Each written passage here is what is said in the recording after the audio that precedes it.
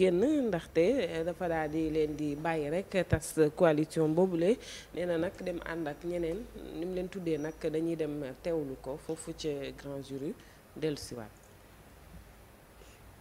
ay ca Modou.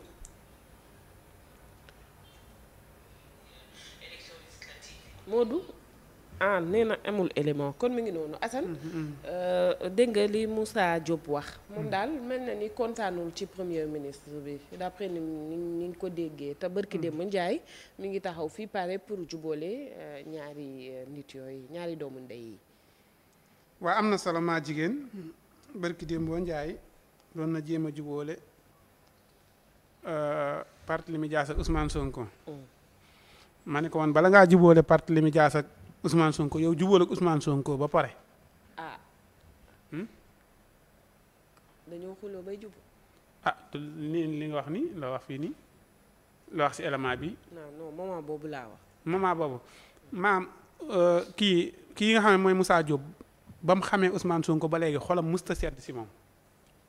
waaw maanaam Moussa Diop nit la koo xamante ni xam-xamam ak dayoom ak juddoom ak personnalité am mayu ko muy topp ci ginnaaw nit rawatina koo xamante ni moo ko yaakaar na ni moo ko féete kaw.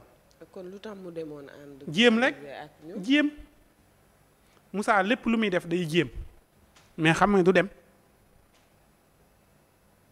mais nag maa ngi koy sant bu baax ci kii bi mu am nii combat bii mooy combat am.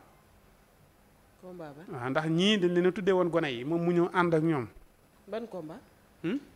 taxaw résister xamal leen ni leen xuloo bi na commencé donte du baax ci moom sax ndax kii na waaye na guerre. mais Assane naka nga mën a ànd ak nit même pas 8 mois nga taxaw tey ne na guerre. ñoom ñoo àndoon bërki démb kay. xam nga Moussa nee na. Jomaay président Jomaay bii maam waa ñii fi nekk nii ñoom waa Jomaay président ñoo leen fal waa Pastef faluñu leen. kon ñoom ñoo leen fal moom ak ay nitam.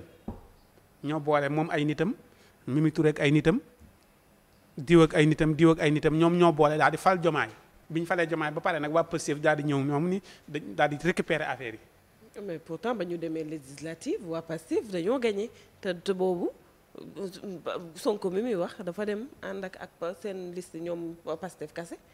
waaw man àgguma ci législative yi maa ngi fële sa Jomaay président non li nga wax moo tax ma wax la loolu. waaw léegi nag fee ma nekkoon ba ma bàyyoon ba ma àgg ba ma jeexal foofa.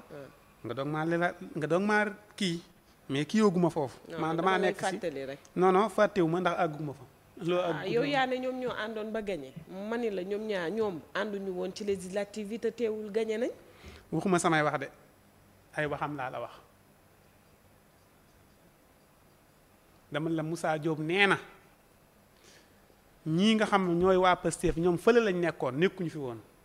ñoom ñoo fi nekkoon daal di taxawal ak kuréel tudde ko Jomaay président kenn ku nekk indi say nit ñu fal président Jomaay moom mu doon premier ministre bi mu ñëwaatee li leen raxas ñoom ñi fal Jomaay